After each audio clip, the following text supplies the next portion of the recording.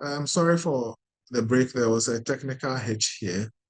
So, like I was saying, we have some good facilitators who will get us through this. First is Dr. May Cullen Wolf Caesar. She is a consultant clinical psychologist with over 10 years considerable organizational teaching and consulting experience. She's the director, founder of Equilinks Counseling Services, a service that provides therapy and psychological support for individuals in distress. In addition, she is the CEO of EquiConsult, an organization development that carries out evaluations and trainings and interventions to increase productivity and efficiency for organizations. Her clinic is at Sakumono Tema. She is also a consultant psychologist for EcoBank Ghana Limited and Tema Parents Association School. She's the proprietress of Teddy Bears Playhouse and Nursery School in Tema.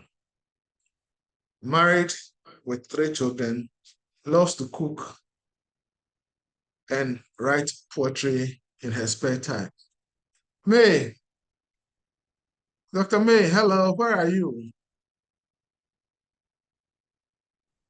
I'm here. Hello. How have you been?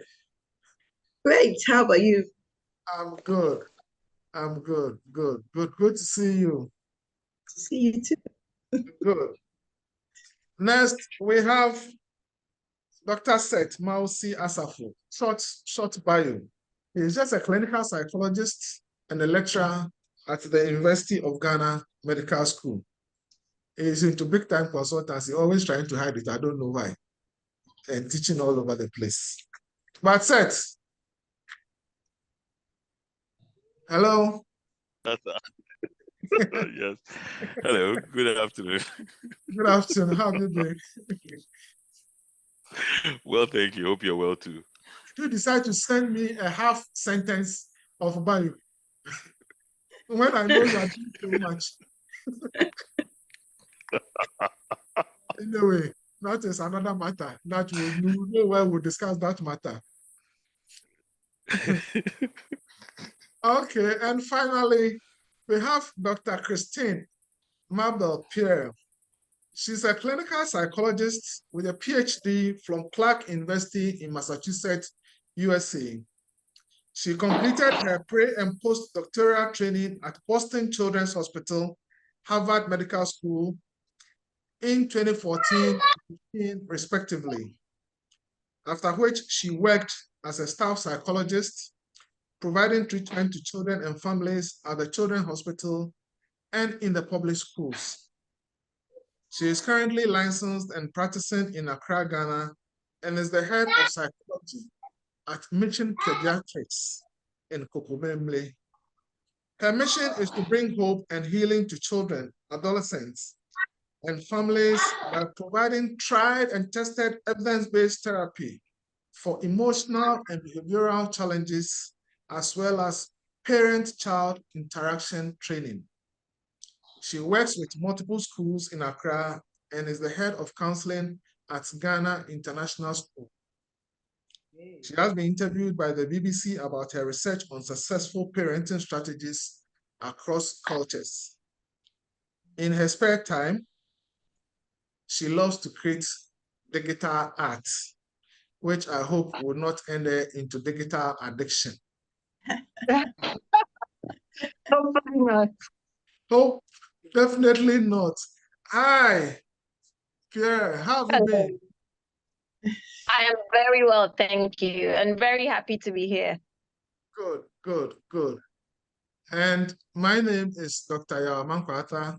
I'm the Deputy Director for Health Promotion at the Mental Health Authority and a mental health literacy expert who help in building the foundations for mental health promotion, prevention, and effective care for those who need it, using smart ways of awareness, promotion, and training programs. So a lot of activities have been done for churches, organizations, groups, and all that. So if you need some sort of support with the good facilitators all over the place, something can be organized for you.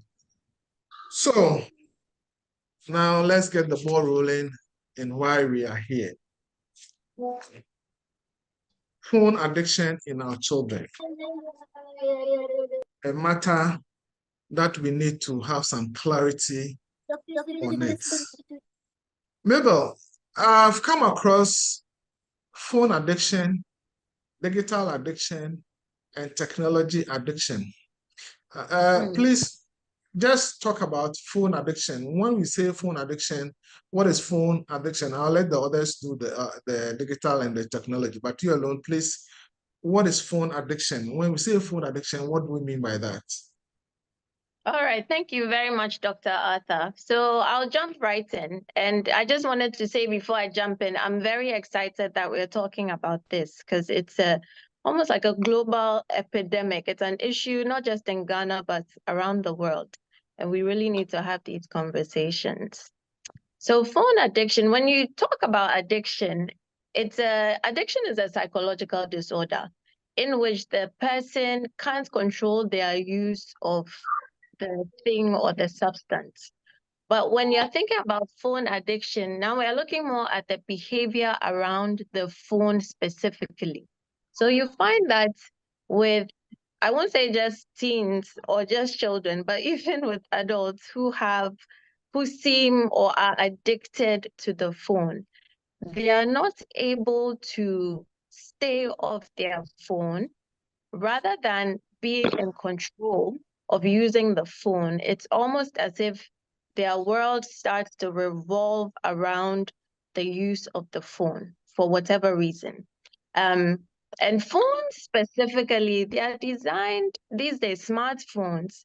It's not just the device. There are so many things on the phone. It's essentially a computer.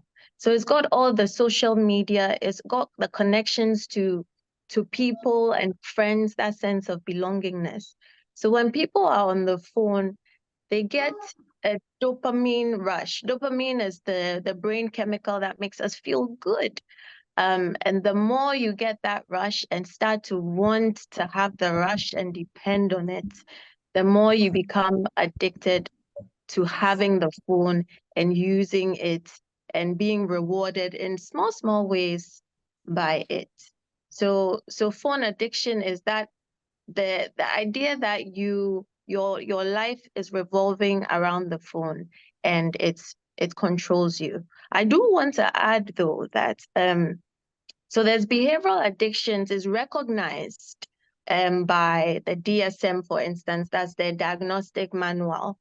But phone addiction right now, as we stand 2024, is not a diagnosable disorder. There's still research going on around it because they are realizing that this is a real issue and it's affecting people's lives such that they can't function, they can't study or go to school. It's affecting their family relationships. It's affecting their social skills. So worldwide, it's recognized as a problem, but it's not officially in the diagnostic manual yet. All right, thank you. So in short, phone addiction is behaving as if they can't live their life without their phones. Okay, in short. All right. In short, yes. In short, they will have to live their life without their phones. They'll have to at some point. Okay, Seth. We'll have to find a way to let them live their lives without their phones. We have. Seth, technology addiction.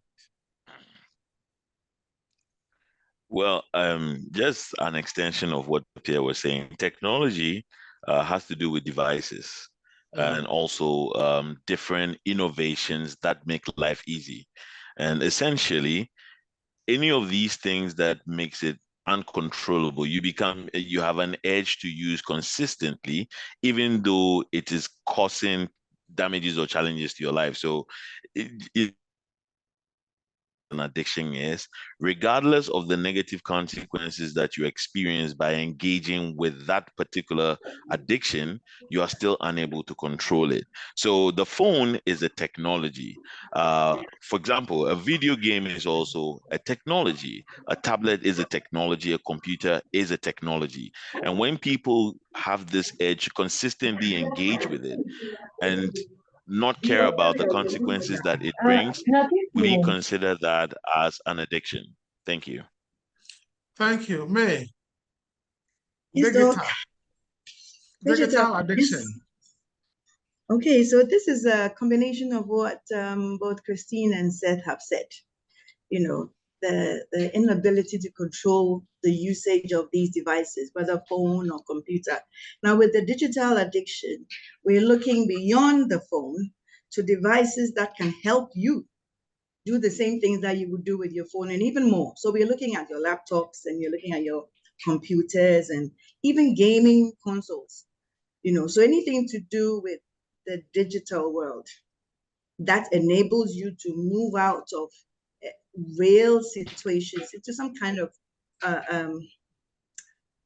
otherworldly situation and engage in it to the neglect of real life responsibilities using a gadget is digital addiction. So basically what they've all said, it's anything that takes your time to the exclusion of all other things is an addiction. And these devices fall under digital addiction. Okay, so in that sense, technology on the web, smartphone, most likely there's an interplay of all this addiction in one person when there's so much uncontrolled use of technology and the gadgets and all that.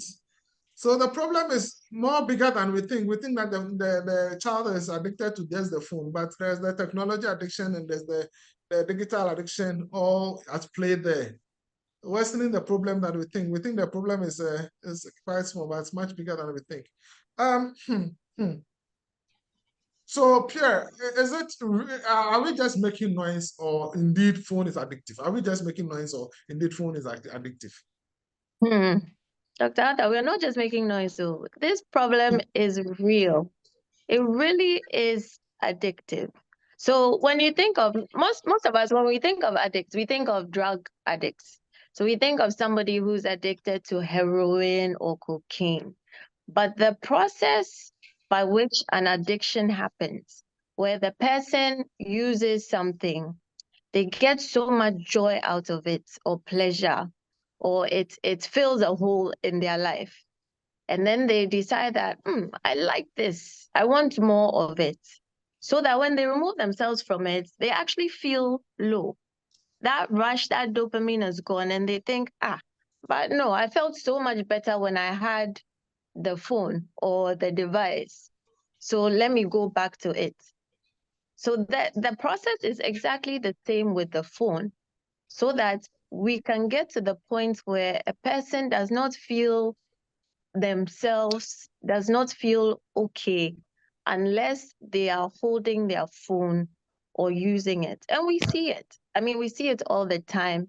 If you take a phone away from a young person, it's like it's the worst punishment you can possibly give them. So addiction is not just a buzzword. It's a real issue with real short-term and long-term consequences that we are dealing with. And we have to get serious about it. Yeah. May, so I just want my children to be tech savvy. I mean, we have problems and they are the one who solve the problems on the phone for us. How they manage to get our password, that is also another story. I'm not sure I'm the only one. How they manage to get our password, hijack our phones for the whole day, and when you want to have an interaction with them, they will tell you that you like spoiling vibe too much. You like spoiling vibe. Let them have their peace of mind. That is what they will say. But I want them to be tech savvy. So, May, why is it still a problem? I want us to get the problem, then we go into the effects. Well, you see, like what other things in moderation? We're talking about excessive use and loss of control. So if we're controlling the phone, the usage of the phone, then we have a handle on it. So let's say you want your child to, be tech savvy. You're teaching the child stuff on the phone. That's fine. You are in control of what that child is watching. But the addiction develops when, again, that child has unlimited access to the gadgets. And again, if we're moving from just the phone to all other digital devices or technologies, we're looking at laptops, we're looking at even the smart TV. These things we think are our household stuff, but then it has the potential to grab your child. So you're trying to teach your child, you want your child to learn from the phone. That child is going to enjoy learning too much because it has the potential to grab you. For instance, we wear watches now, right? But how many of us would turn to our phone to look at the time? It's become more convenient. And so we know that we can use this, but we'll use this. The child is also learning from us. So you want the child to learn 1, 2, 3 or nursery rhymes or whatever. They'll go beyond learning the 1, 2, 3 to what is also more convenient and more entertaining. Christine talked about the dopamine rush. After the 1, 2, 3, I'm going to go for something that's more enjoyable. So then I'm more likely to want to stay on that device that allows me to get this pleasure. So it's not just for learning, it's for learning if you're going to control what the child is learning. Controlling what the child is learning. But you find that control becomes a bit of a problem. So in what ways, if we say with all these problems, Daddy, my data is finished. Daddy, can I use your phone and all that? Mommy, can I have your phone? And there's the screaming. Seth, in what ways have parents ourselves contributed to this phone addiction? I'm pretty sure we've in knowingly or unknowingly, unwittingly, we've contributed to this problem. Yeah, I want my peace of mind. So go, don't disturb me. How have we contributed to this problem? So you see, just to piggyback on what opportunity to Dr. bash us Pierre, experience.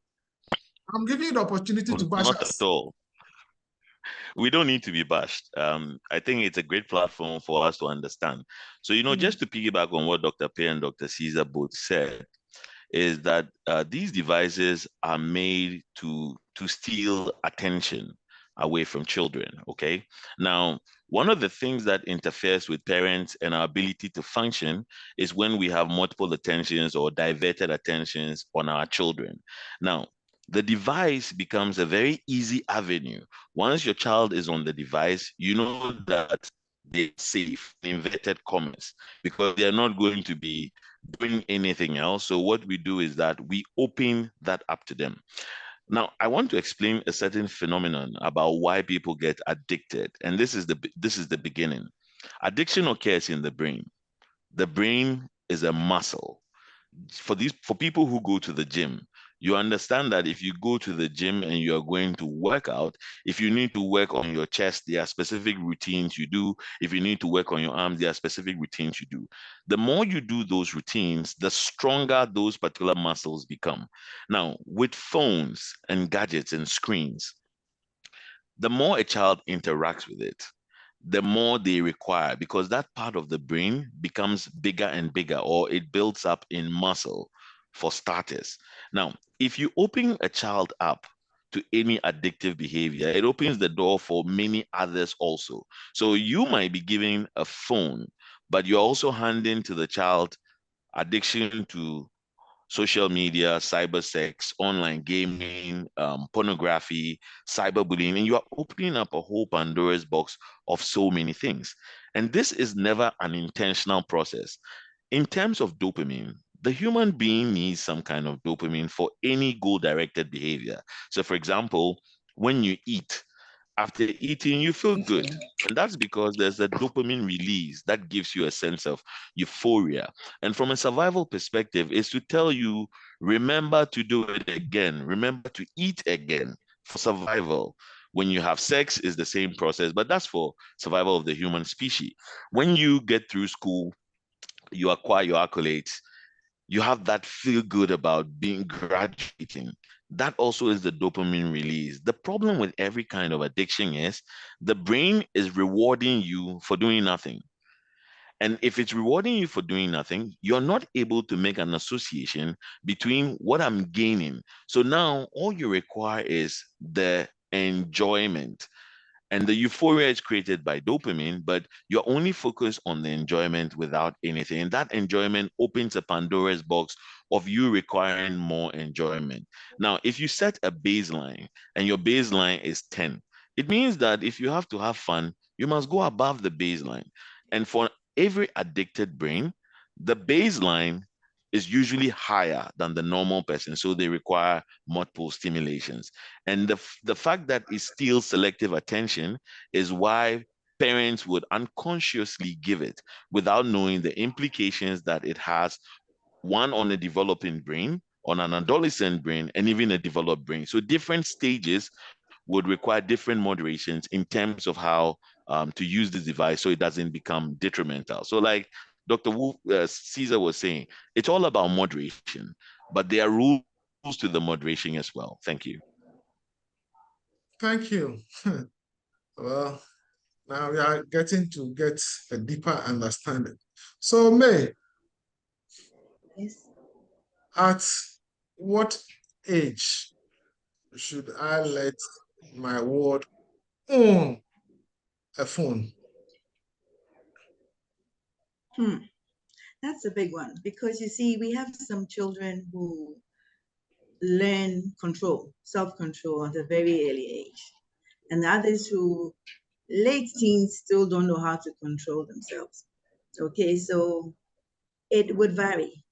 Preferably, research has shown that from early adolescence, let's say 12, a child can own a phone. But then, following up on what Seth just said, there's so much happening, during that time of childhood to adolescence, so much to acquire in terms of learning. So when we give a child a phone at, let's say, 6, in order to keep them, occupied, so we get on with our stuff, our work. That child, yes, is going to want more because they're enjoying this. And I just want to tell you something, based on the question you just asked. I had a client one.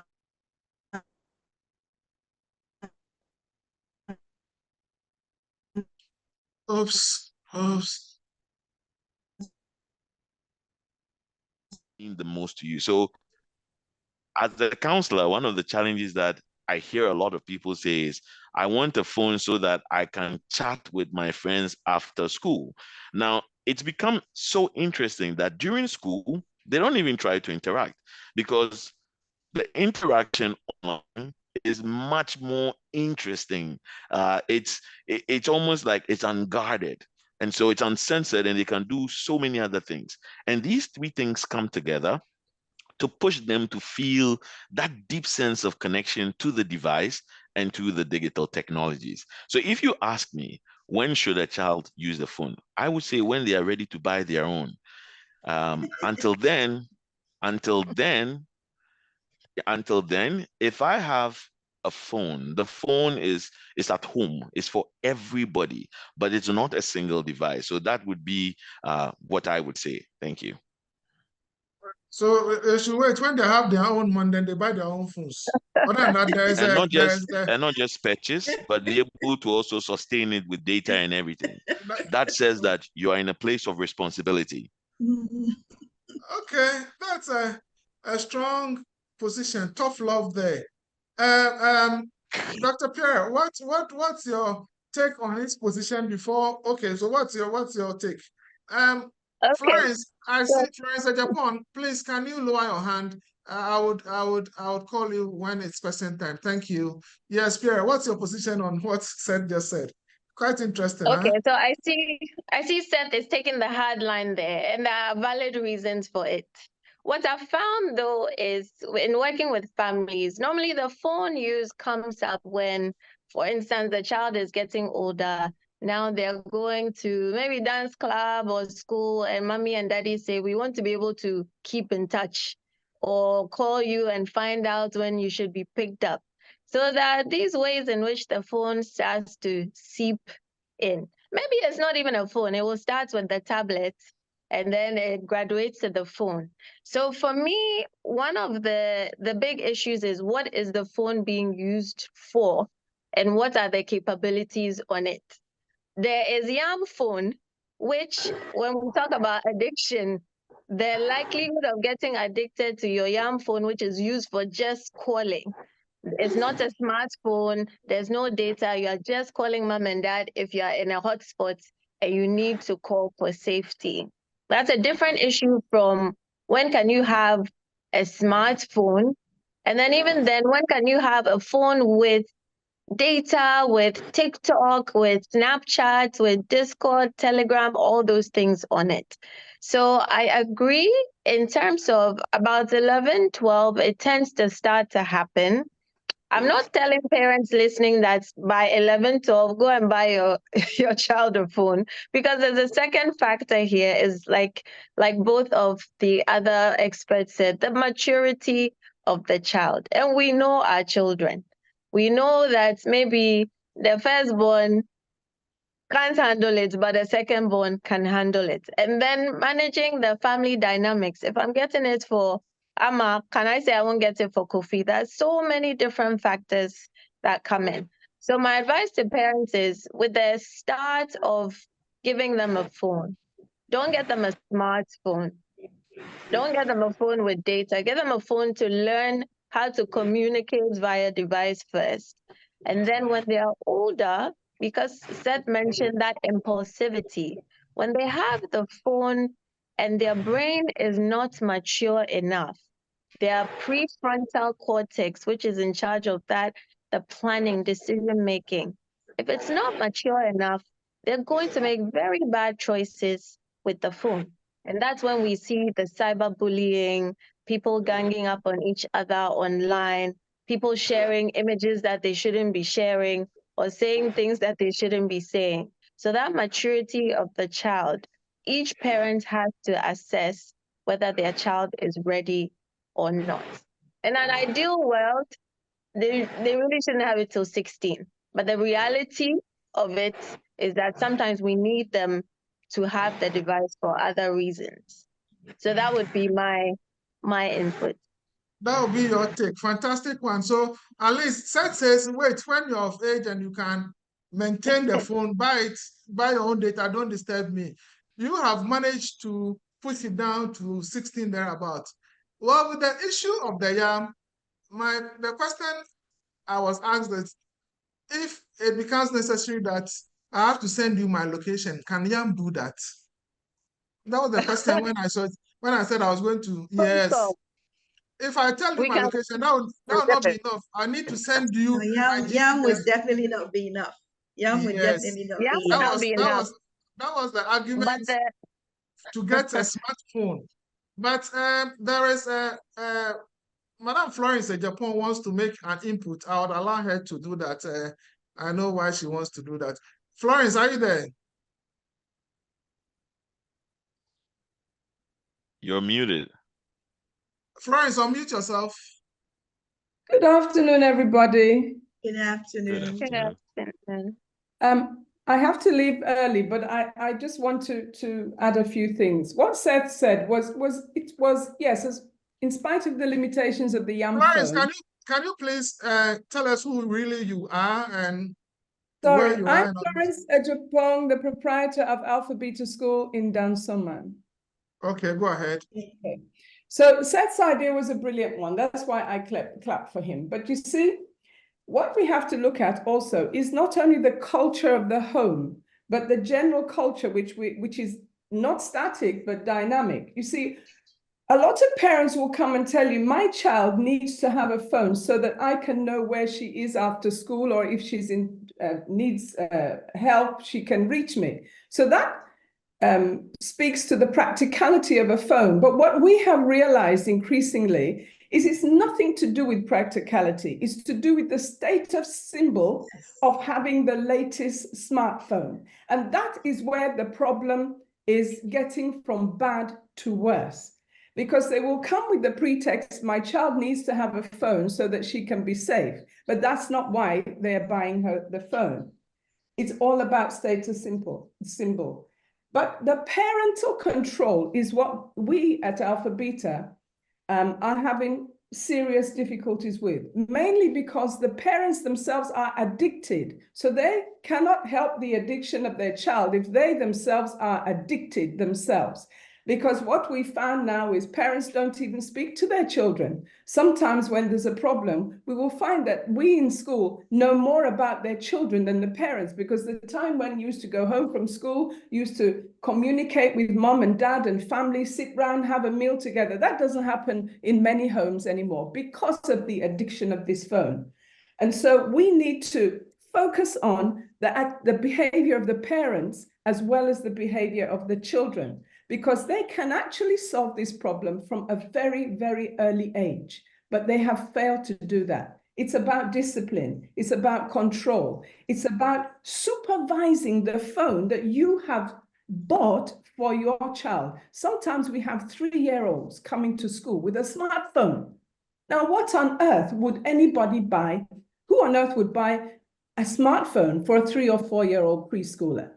So we need to it's the parents that we need to get together and speak to them about the terrible consequences of this addiction when you consider the content of what the children watch. And if they were left to their own devices, they would watch it 24 hours a day.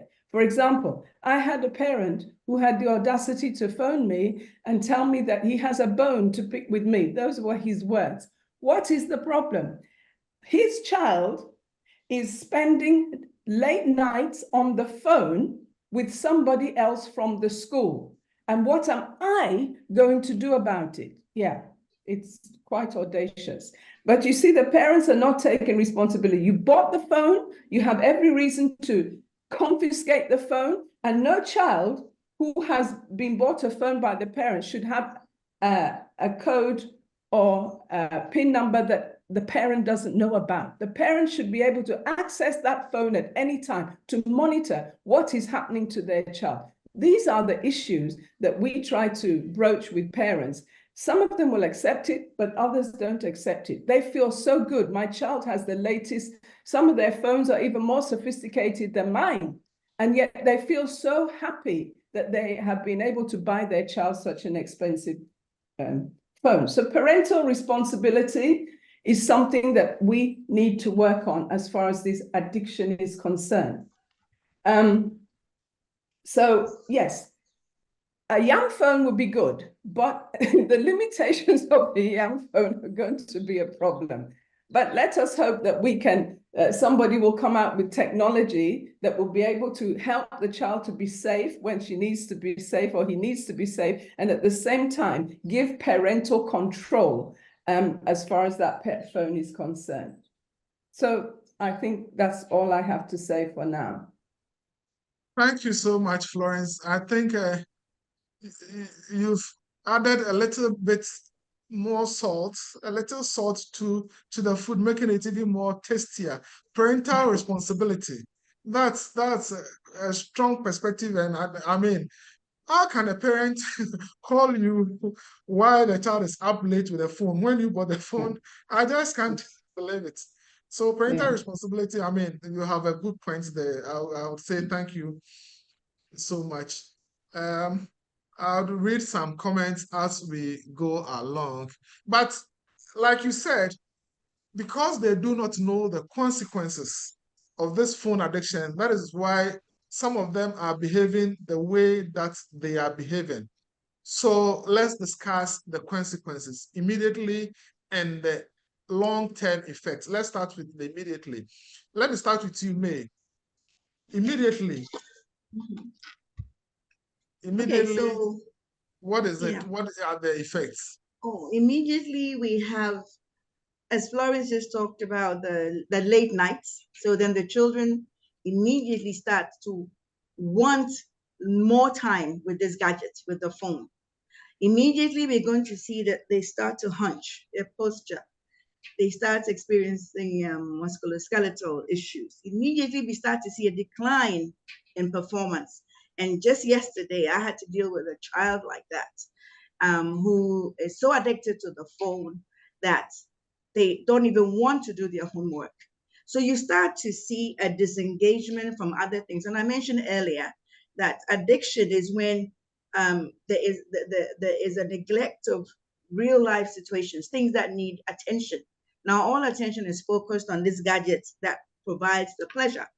So if this child is addicted to the phone or whichever gadgets they have, there's going to be a decline of performance because there is a neglect of something more important like academics. There's going to be an immediate decline in even their interactions with their siblings, with family members. We're going to see a decline in this child's own interests, in other things. If they used to go out to play with friends, now we're getting this dopamine rush, this pleasure from being in one place. We don't have to interact. So now we start to see that child isolate themselves even more.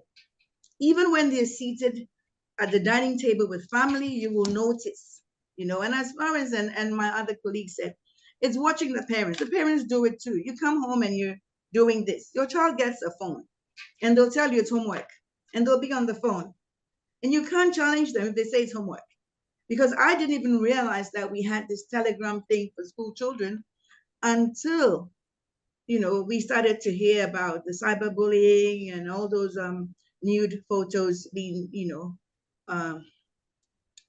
put out there for children to see. So when you see a child's behavior changing, sometimes you'll also notice a child becoming more anxious, perhaps because of what they are observing, what they are watching, and they can't tell you. You know what I mean? If you're a parent who doesn't have that much time, and therefore the phone has become something to keep your child occupied, if you're not careful, you will miss some of these signs. That child might start becoming anxious, might want to go to bed early and be alone, might stop eating properly, might stop doing their homework. These are early signs that the phone is impacting their lives negatively. Mm-hmm. So it's important that you as a parent be mindful of these signs and symptoms of any addiction, not just phone addiction, any addiction which makes your child neglect other things. Okay. What would you add to it, Pierre? So Dr. Caesar said a lot. I think I'll add to it the irritability and the defiance that some of the families are seeing. So more than multiple occasions, I will have a family come in and the child is presenting as oppositional defiance. They're throwing tantrums. And it's any age. Sometimes it's a 3-year-old, sometimes it's a 14-year-old. But upon careful examination, we find that when they don't have their device, the irritation increases. So now my siblings, my brothers and sisters are annoying. So I'm going to hit them or insult them, or I'm going to talk back to mommy and daddy, or I don't feel like doing my homework anymore. And sometimes families don't realize that it's linked to the devices. They're seeing it as two separate things. But we're experiencing an increase in defiance, a change in values almost of what is acceptable versus not acceptable for the child to do. So that irritability, arguing, tantrums, when parents start to see that, check to see if it's connected to when your child doesn't have the device or is told 10 more minutes and you have to put your phone away, or is the device is taken away from them as a punishment. That's one big one that is coming up that I want to add for the immediate effects we're seeing.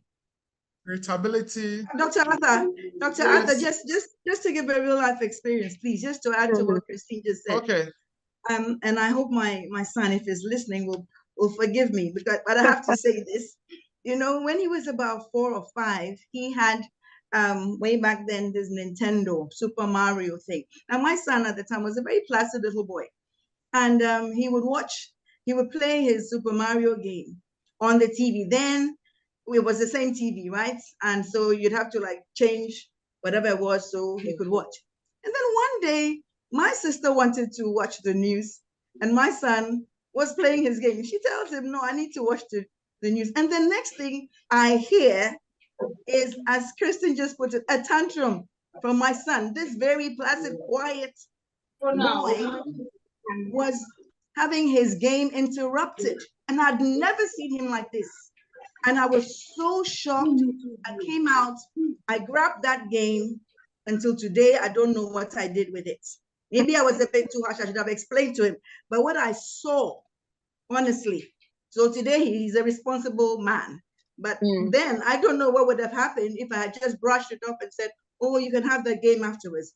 This is what can happen when that child becomes so engrossed, so attached, so addicted to that game. And I didn't even think he was addicted. I didn't even think he was addicted. So this is how subtle it can be, you know. But this change was happening gradually until there was a showdown. Until there was a showdown. Florence, have you had that showdown in your schools? Have you had that showdown of irritability and defiance? Oh, yes, very often. But we have a way of dealing with it. But we also, you'd be surprised, it's not only the children that we get the showdown from, it's the parents we also get the showdown from. Because when you are not allowed to bring mobile phones or any gadgets to school without permission, and it's usually the examination groups that can bring their laptop. So when we confiscate a gadget that has been brought by a child who's not supposed to have it, we confiscate it. Now we have showdowns from the child, but you'd be surprised, the parents, you are trying to help their child and protect their child, the parents will come, their showdown will be bigger than the child's showdown. That's how bad it gets. But we still don't give it back. No matter, you can show down as much as you like, but we will not give it back until we are ready. If we confiscate it at the beginning of term, you may get it at the end of term and not before. Even if grandma comes and prostrates herself on the floor, we will not give it back. It is called discipline. Some parents don't understand that. Wow. So, yes, I know you want to add something. I just wanted to say that in trying to understand any kind of addiction, okay, a lot of us are very familiar with at least chemical addictions, like when people are using marijuana, cocaine, etc. And we know why they just can't stop. We normally question that, you know, and sometimes people make statements like, but just give it up, just stop it. It's not that easy. It's written into your brain. It's uncontrollable. And when you don't get the addiction of your choice, what happens is your brain punishes you. So what you're seeing in defiance, what you're seeing in the irritability and all of that is not an intentional behavior. And I say that with a lot of caution, that it's not an intentional behavior, but in that moment, the brain is saying, if I don't get my phone, I will die. So the child goes into survival mode and they'll do whatever it takes to get the thing that would save them. So if it's an addiction, let's also understand that it's not intentional. There is an uncontrollable edge in the background, and that normally pushes the defense that we see. Thanks. Thank you very much. So now immediately we know that the consequences are there. We know that they do not sleep, poor educational performance, irritability, defiance, isolation. None of them is good. I don't see any good thing out of this addiction, which is similar to being addicted to drugs, which we know it's a disease. So this also is a disease. This is also a disease. I hope that all the parents here are really listening. I know that parents here at this particular moment are interested in solving that problem. That is why we are here. So now we know the immediate consequences. Okay. So like May said, he's now a fine man. because she doesn't even remember what she did. If you had not done what you did at the time, in the long term, what is the impact of phone addiction? If you allow them to do whatever, let them get addicted to, let them have their space. We also have our peace of mind. How would they turn out to be, May? Well, they'll get their way in other things as well, and we do know, science has proven that one addiction can actually lead to another addiction. An addiction can give birth to an addiction, because the thing is, we're talking about the dopamine rush. And there may come a time when even the phone, just playing games would not be enough. You might find yourself doing other things on the phone, perhaps even watching porn. So now we have adults who are struggling to get their children off porn, but then they started that way. And then again, yes, you get addicted to the internet, you get addicted to drugs, you can get addicted to so many things, and you find that your life starts to go into a decline. So if you do not do something about this, like I said, that child will learn to override you, defy you in other areas. And you won't be able to say, oh, you can't do this when you allowed me to do this, especially when they get into their teens and they talk back. They will give you a lip. So at some point, even when your child seems to calm down after playing on the phone, bear in mind that that child is going to need some soothing. Every time there is some crisis, they may want to go and get something to give them that pleasure. They may not be able to control any anxiety that life will throw at them. You know what I mean? So there are far-reaching consequences. If you let your child go to the phone because it makes them quiet, they'll keep going to other things that could be equally addictive. That's what engagement in multiple addictions, in order to feel good about themselves. Wow, multiple addiction. Pierre, what do you have something to add to it? I do. I have a lot to add. So I've actually spoken to one student who barely made it through IGCSEs. And we were talking about the reason. And he said, Dr. Pierre, social media. And I couldn't believe it because we talk about it, but the fact that even when they have high-level examinations, if you are addicted, it's going to be hard to pull away from the phone and actually attend to life, as in real life, and the goals that you're trying to achieve for yourselves. So life goals go out the window in terms of functioning as an individual who wants to be successful. Then there's the social skills. When they're on the phone all the time, social skills change. And we saw this a little bit, actually, we saw this a lot during COVID because everybody had to be at home using devices. And when they came back to school, we saw a significant change in their social skills, where when you're face to face with someone, there are these reciprocal give and take, serve and return. You learn to kind of read nonverbal cues, read between the lines, wait your turn, empathize with other people. That is affected when you're always on the phone, to the point where you start to feel uncomfortable socially, so that when you are at a party or at a family gathering, you pull out your phone and you just want to be on the phone because you feel uncomfortable. Sometimes I do virtual therapy, and they will open up so much more in virtual than in face-to-face because now they've gotten used to that medium. So social skills are being affected. Privacy and boundaries is being affected because there's this idea that everything is fair game online. Everybody has access to everybody's life. And so in real life, they then start to get confused. If somebody has an issue going on, sometimes they don't understand that this is not your business. This is private to that person. So the idea of boundaries and privacy is being affected. And then attention. So research shows that the more device use, the lower the attention and ability to focus is, because of that prefrontal cortex, the things that we're watching online or using our phone for, the businesses and social media companies, they design it so that you're continuously engaged.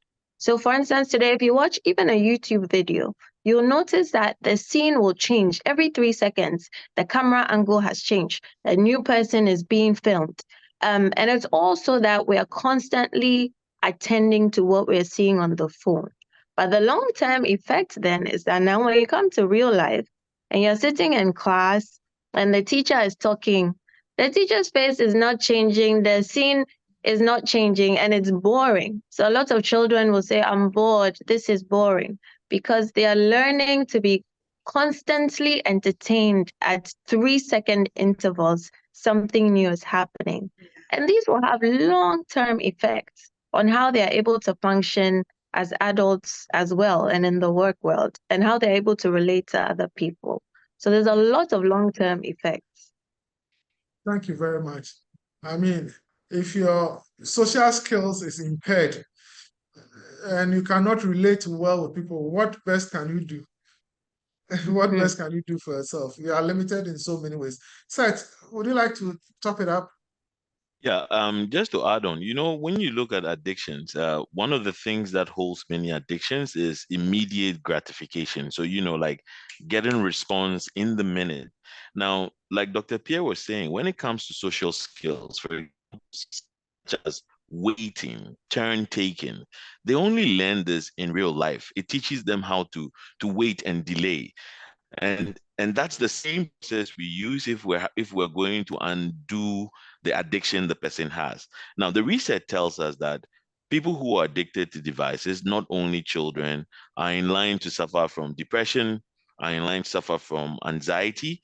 And if they have an underlying psychological issue, especially for children who are neurodivergent, it further exacerbates the symptoms. So this would be like the ADHD and then the autism spectrum disorders. It tends to exacerbate and increases it. Now, think about it practically. If my child is consistently on a device and they're not able to communicate, at some point in time when they have to in person make friends, that's hindered. So they go out and they seem to be extremely shy because they don't know how to do it. It's not a device where you send an emoji of a wave and then somebody sends one back. So they lose these specific social skills, and these skills further push them into feeling isolated, feeling like they don't belong, feeling like they are lonely. And then it opens up a whole Pandora's box of other mental health challenges. So if you'd ask me, I focus on the social emotive development and the deficits that it brings when they are so hyper focused on just the device. So in the short term and the long term, addiction doesn't do any good. there's no, Yeah, but look, I wanted to highlight that, you see, in as much as we're talking about these screens, we must know that the world in which we are now, we can't do away with them.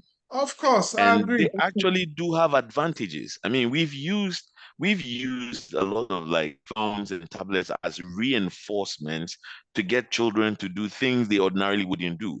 So it does have some positives, especially when used in moderation. So I suppose the term here is still moderation. But no, but the moment it gets to addiction, there is no good. Though. That is true. The moment it gets to addiction, that is what I'm saying. The moment from the start, positive. The moment it hits addiction, all the gains are eroded. But bring them back to the other side. No, to a full extent. You see now? To a full extent, yes. They can. You can recover from the addiction, and that's what I think. Once we get to solutions, I'm sure there are things that we'll all bring out. So it's not a death sentence. It's not a death sentence. Okay, so now what are the homemade remedies that I can use to protect my ward from being addictive to the phone? One is to wait and let him buy his own phone. And Doc, it's not just about buying their own phone. Maintaining The it on context was that they don't they shouldn't have a device which is theirs. That's what I'm Yes. saying. So shared devices is an amazing way to manage the possibility of addiction. And the advantage is this: it absolves the parent from having to say put the phone down. Because if you have say, three children, and there's one family device and shared between all the children and maybe the nanny, what happens is, first of all, there's a check there, because whatever you are using, if you're using whatever app you're using, other people also have access, and that might restrain you a little bit. That's the first one. Second thing is to take the phone away, which has become a big problem for many parents, will no longer be a problem because they'll be fighting among themselves. And you say, hey, because you're fighting, bring it. Then you're a hero. Unlike and you also managed to reduce. All right, I get you. So, um, the hero bits ended the matter. Okay, the hero bits ended the matter. So, May, what's your take on this protection thing? Homemade protection strategies. I think May is frozen. Pierre, if you can hear me, homemade Yes, I can hear strategies. you. Good. Please take it up before May comes back on. I think she's So frozen. moderation has been mentioned. I think as a family, decide what the structure around the device is, what the limitations are. You cannot, as Seth said, you can't just give them the phone and it's theirs and they do what they will with it. There has to be time limitations on, especially for the younger ones, those the tweens.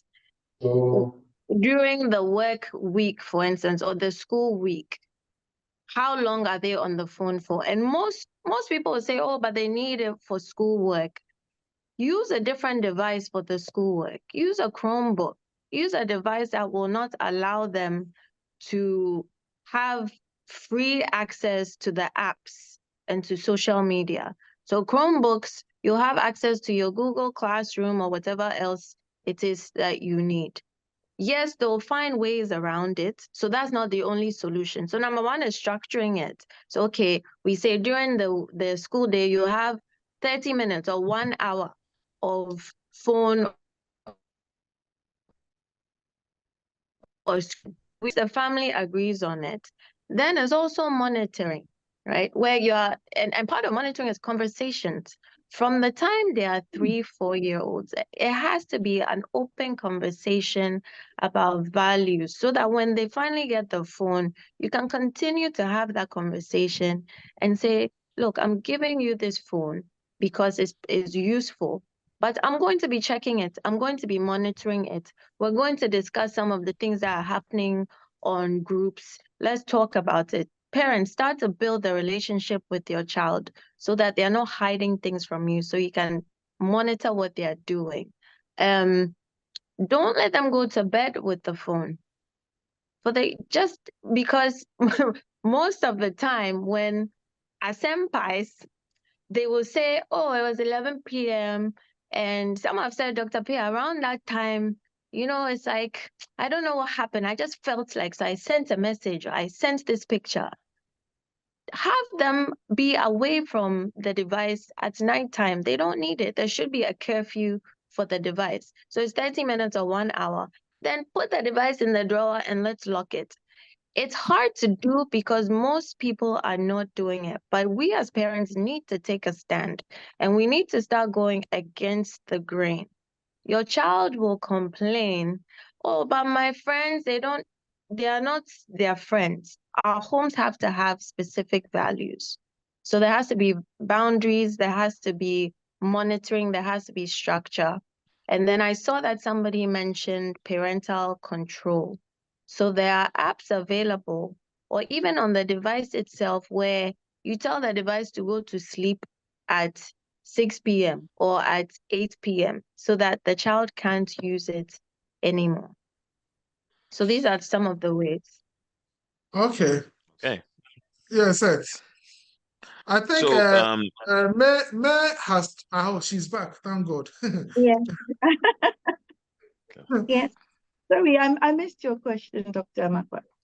The question was simple. What Okay.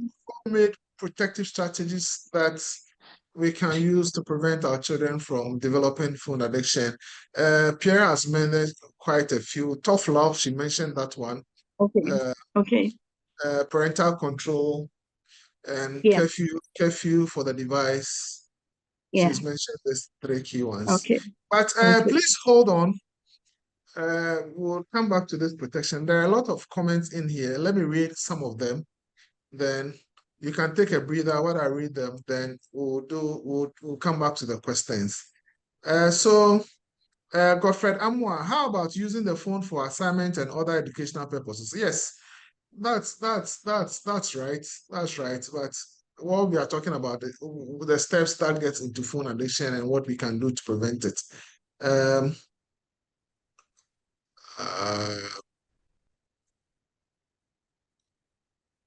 Tracy, 16 is all I choose to hear. Ha ha ha. For And Botiano, 260. Nana, ya, Mami, ya, Nyaku, please mute yourself.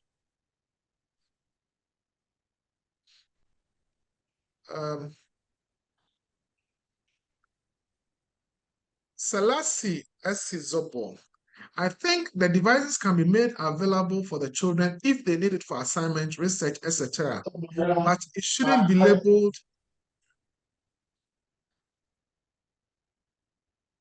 But it shouldn't be labeled as their phone. It's mommy or daddy's phone for now, till they are old or mature enough to get their own phones, as said. As said. Okay, yes. But how they manage to get your PIN to use it,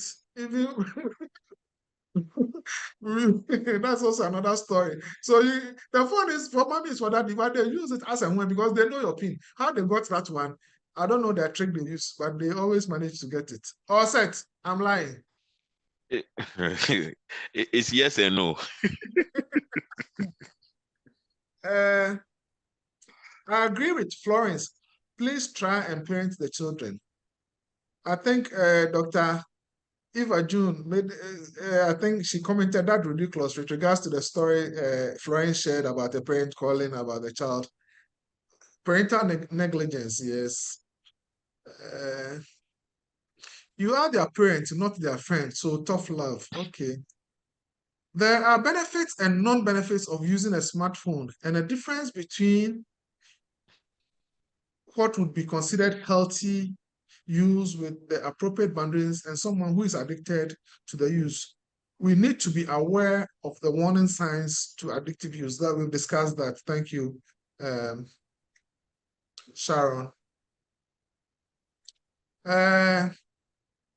Flip 5, parental responsibility is so critical. Yes.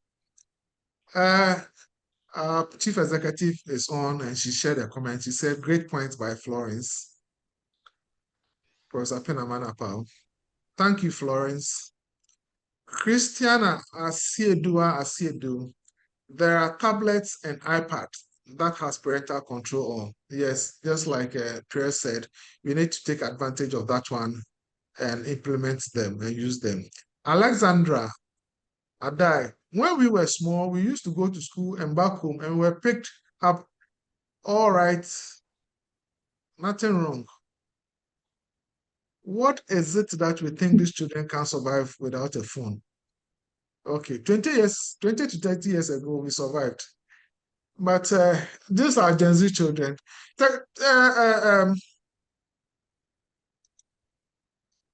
Alexandra, technology has its immense benefits, no doubt about it. But there is also the bad side, the harmful side, this addiction, cyberbullying, and all that. But parental control and what we need to do, that is what we are talking. They have to use technology, no doubt about it. They have to use technology, but how they use it, times have changed. Gerald, Godfred Amwa, don't we have technology that can limit or restrict children on what sites to access, especially with reference to their age? There is. I think there are some apps that can restrict them to certain sites, but that is not the only precursor for them to being addictive, right? There are other things. So yes, once you can limit that, perhaps that will keep them from staying longer on the gadgets, but there are other things as well.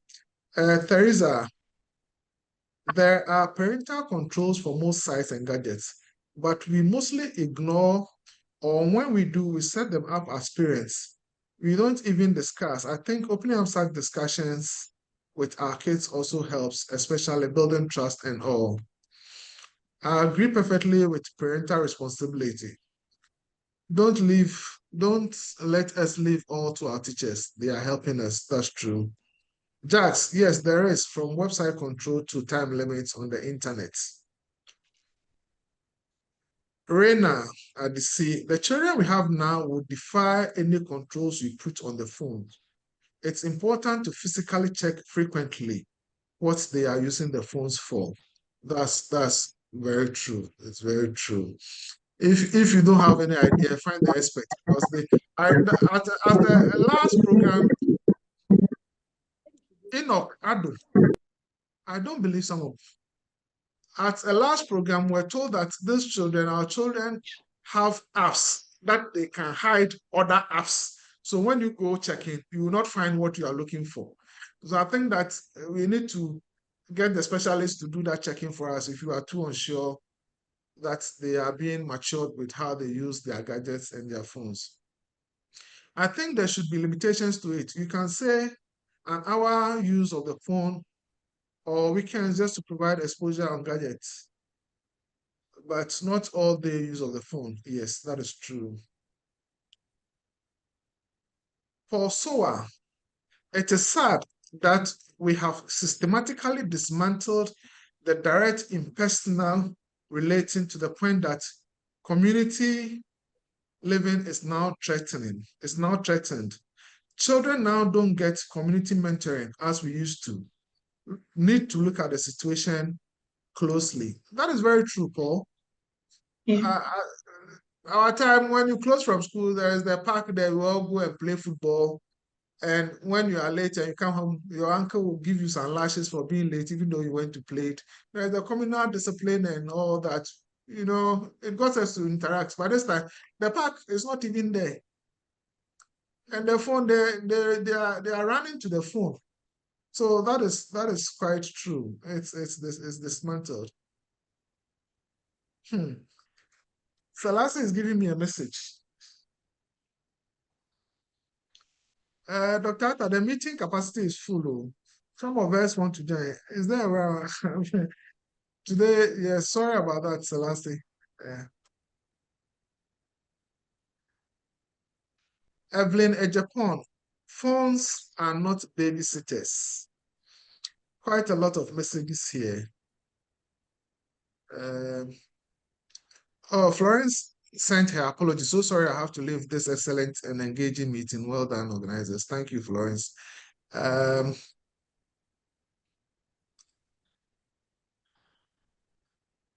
Menyikopa Bwedi, what about similar addiction to TV? I have a 5-year-old throwing tantrums because we have to do homework before watching TV. So, May, what do you make of all this comment before we come to the protection bit?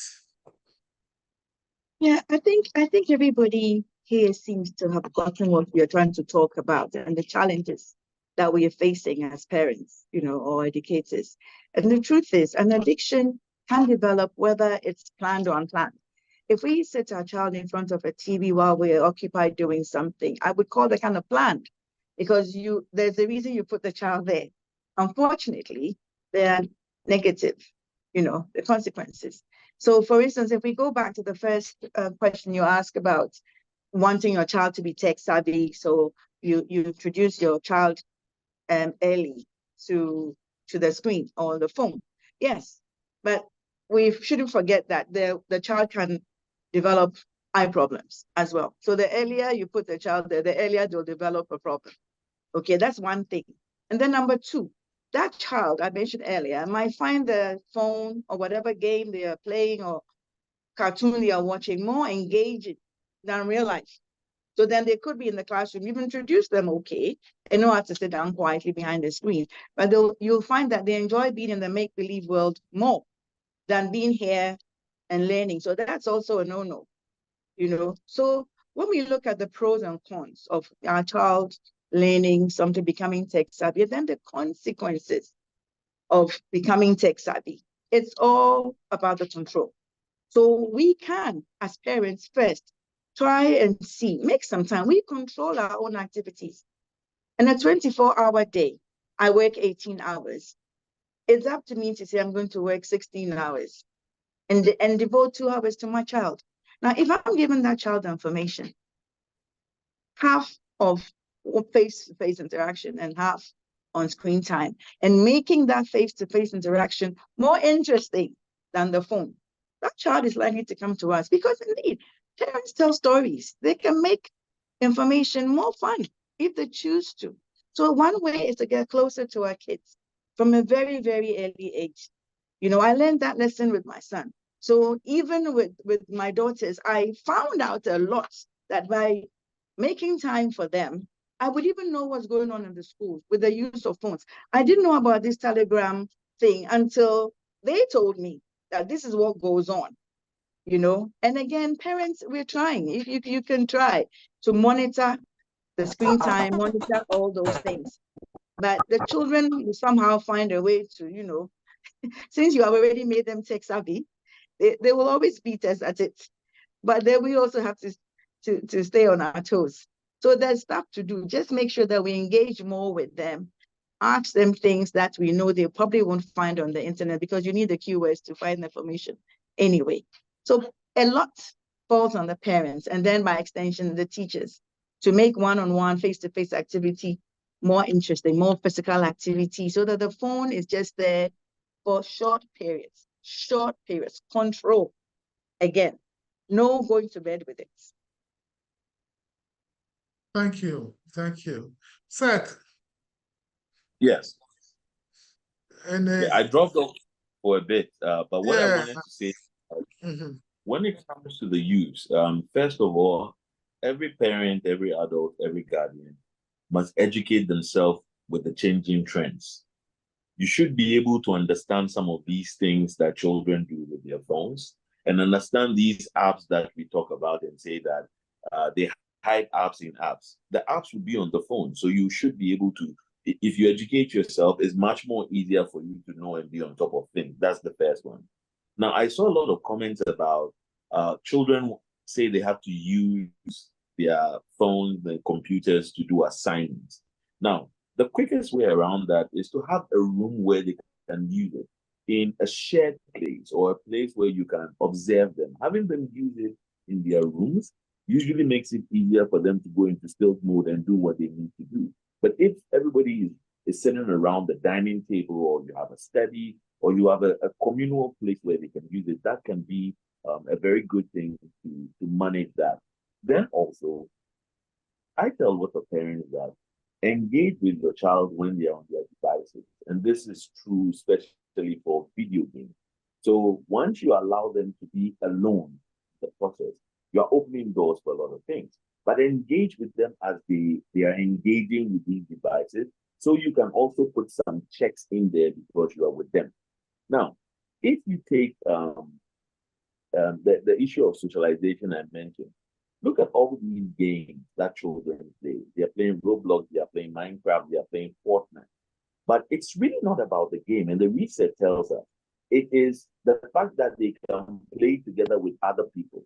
So they are communicating in the background using their video games as chats or social environments where they can hang out. And it's important that you know some of these things so you can find information. In terms of parental checks and all of that, also look at browsing history. If you take any normal browser, you can look at the history and then you can know where your child has been, and that also helps to manage it. So in terms of home and the things that you can do. These are some of the things I think. But more importantly, the prevention aspect has to do with co-developing a lot more interesting activities with your child for them, so that they are not always hyper-focused on their device. Allow them to do a lot of outdoor play. Share some of these schedules with them.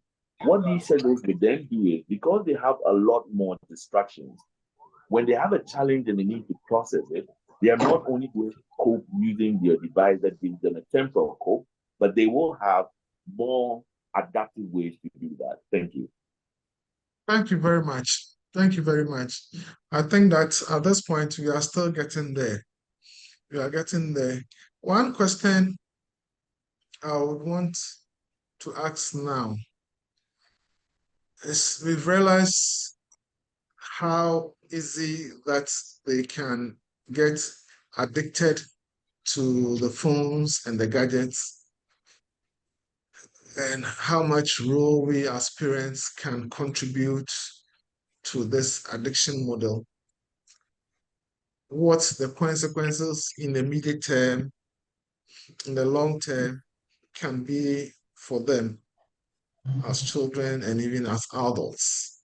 And at the end of the day, we also as parents, we get punished in some way, because more or less, like, we neglected our responsibility of that parental control. We should have exercised parental control at that point, and we did not do that. And for that matter, they got into the addiction, and these are the consequences. We know that addiction is a disease, so it's a disease in itself. Now, my question is, so at what point do I realize that this problem is out of my hand, so I should seek for professional help for my ward or child? Let me start with you, May. Yeah, so we looked at some of the immediate effects, and that is with, let's say, the poor grades, poor performance, and then of course the psychological problems of anxiety, depression, and withdrawal. You know, many times when, as parents, we're so overprotective sometimes, and sometimes underprotective, and either way we harm our kids. When we find that we can't reach our children, we're trying to take the phone away from them, and they're throwing tantrums, or they're not sleeping well, or yes, we're getting complaints from their siblings that they become irritable, as Kristen pointed out. Then we should ask ourselves, am I equipped to handle this? Because now my child has reached that point where they've lost control. I didn't have the control, but now they have also lost the control. So it is at this point we seek help. It is at this point, because with all other addictions, when you find that it's difficult to engage with the person for them to see the consequences, then perhaps we need an outsider to come in. But when parents find it difficult to put restrictions there, because they don't want to upset the children in any way, then again, that's more loss of control. So if you realize that you can't do it, well, wait, daddy comes and daddy will talk to you, and daddy comes and he's also not able to do anything about it, please, let's not waste time. Let's get a professional to help with this. Thank you. Thank you. Pierre, Dr. Pierre. Yeah, so to add to that, I've had families who come in, just maybe it's not even too bad yet, but it's helpful to have an outside person. Sometimes it'll make me the bad cop, right? So, hey, please, so Dr. Pierre is the one that said you can only be on the phone for 30 minutes when you have school. So if you find that it would be helpful to have an outside person or professional be part of the family conversation, and you present them to your children as this is the expert, and they can build rapport with your child, go ahead and meet with a professional and have the family conversation. If you'd rather not, then as Dr. Caesar said, when you start to realize that this thing is spoiling our lives, we're always fighting, or in the morning your homework isn't done, any indication that it's starting to get in the way of life because of the phone issue, and you've tried, you've talked, you're arguing about it, see a professional, let the professional help you. All three of us here are well trained. There are other psychologists out there who know how to approach the situation. With parenting, sometimes we tend to go harsh, controlling, and sometimes that can backfire, right? So going with find the structure, there's rules, there's guidelines, but there's also warmth, there's also love, there's also, I'm doing this for you. Let's look at it together. And having a third party, like a professional, to do it with you is helpful. Thank you. Okay, Norbert has a question. Norbert, I'll come to you shortly. But before Norbert comes in, let me make an appeal to all my participants here. I'm going to share a link with all of us now. It's a quick survey. Can you please kindly respond to it for us? It will take you less than 3 minutes to do that. So whilst Norbert asks his question and Seth comes in, I'm going to share the link now. And kindly just click on the link and respond to it. It will take you less than 3 minutes to respond to it. I'll plead with you to respond to it. It will help us to make this program much better for all of us. And so, Norbert, unmute yourself and ask your question. Hello, Norbert.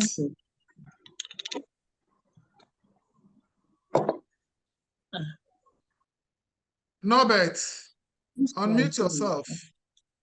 I think he mistakenly raised his hand. Okay. Seth. Yes. Okay. Protecting our children from, no, not that. When, at what point should we seek for professional help? Okay. So always look at reactions. Okay. We always would first say that if it's unusual behavior of your child, you want to look at it, and it could be related to the phone or not. But typically those that are related to the phone would show just before you take the phone away from them, or you ask them to restrict or to control. And that could be anger outbursts or tantrums, isolating themselves, trying as much as possible to slow down on the use, but not being able to do it, having a lot more defiance than usual, also related to the phone. The neglect of other self-care behaviors, such as maybe bathing, eating, sleeping, just because of the device. Those would be signs for you to know that there is a problem going. Now, interestingly, all these signs that we talk about can also be related to other mental health conditions and not entirely just a phone addiction. But if you notice any of them, it is time for you to say, well, I need to get more information. You can read on it and get more information from the resources online, or you can contact a professional to help you come to an accurate understanding. Then you can stage an intervention. Okay. Let me repost the link again so that you'll be kind enough to respond to it for us. So nobody has a question now, but the floor is open for questions. So if you have a question, please raise your hand and I'll call you. Edward says, thank you for the education. Mercy Sika Crow, last point about bringing in an external person. Let's be careful there too. There are predators out there, of course, not the professionals. I agree with you. Not the professional. Professionals are professionals. Alice has a hand up. Alice. Yes, sir. Okay, let's hear you, please. Thank you so much for this amazing program. I think one of my first observations is that it's very educative. I compliment you, but we want more so that a lot of us do not know that these gadgets do more harm than good to our kids. But we think that, oh, we are just putting the kids away so that we'll have time to do things, especially as mothers. But my question is, where an issue, because I'm asking because my brother's daughter is highly, and without a phone, she will be